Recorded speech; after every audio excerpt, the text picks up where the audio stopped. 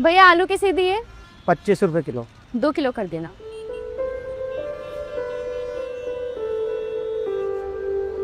ले लीजिए। क्या बात है भैया, आज उदास लग रहे हो आप। नहीं दीदी, ऐसी तो कोई बात नहीं है। आपको झूठ बोलना भी नहीं आता है। आपकी शक्ल से ना साफ साफ पता चल रहा है कि आप किसी बात को लेकर परेशान हो अंदर ही अंदर। बताइए ना क्या बात है। कुछ नहीं दीदी, बस अपनी बेटी के स्कूल एडमिशन को लेकर थोड़ा सा परेशान हूँ। लेकिन जहाँ तक मुझे पता है आपकी बेटी एक सरकारी स्कूल में पढ़ती है ना? हाँ दीदी, लेकिन इस बार वो दूसरी क्लास में आ जाएगी और उसकी माँ का कहना है कि हम उसे सरकारी स्कूल में नहीं बल्कि प्राइवेट स्कूल में पढ़ाएं। और प्राइवेट स्कूल की फ़ीस तो फीस, एडमिशन में भी इतना पैसा लग रहा है कि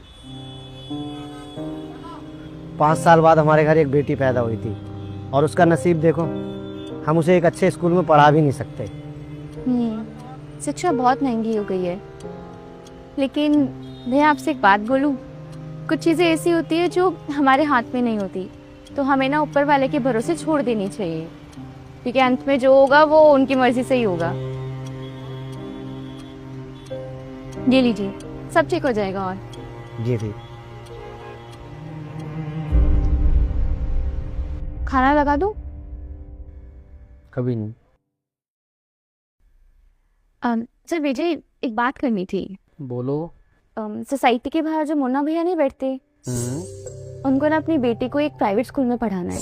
तो मैं ये कहना चाहती हूँ कि हम उनकी बेटी की पढ़ाई स्पॉन्सर करें। उनके पास इतने पैसे नहीं है कि वो उसका एक प्राइवेट स्कूल में एडमिशन भी करा सके।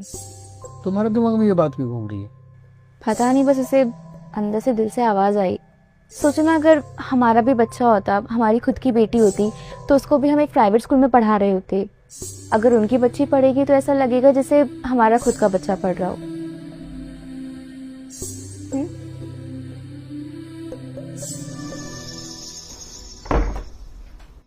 सुनो, ये देखो, क्या है? हमारी पीयू की पढ़ाई के लिए पैसे। इतने सारे पैसे तुम्हारे पास कहाँ से आए? आज ना एक हस्बैंड वाइफ आए थे, वही देकर गए थे हमें। कह रहे थे हमारी बच्ची उनकी बच्ची है, और कह रहे थे कि इन पैसों से पीयू को एक अच्छे स्कूल में पढ़ाना। मुझे तो विश्वास ही नहीं हो रहा, हम इतने महीनों से पैसे जोड़ने की कोशिश कर रहे थे, लेकिन पैसे जुड़ ही नहीं रहे थे, और आज भगवान ने खुद हमारी मदद कर ली।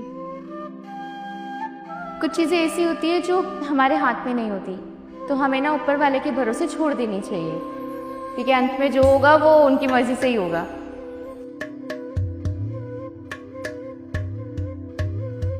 लेकिन कौन थे वो लोग?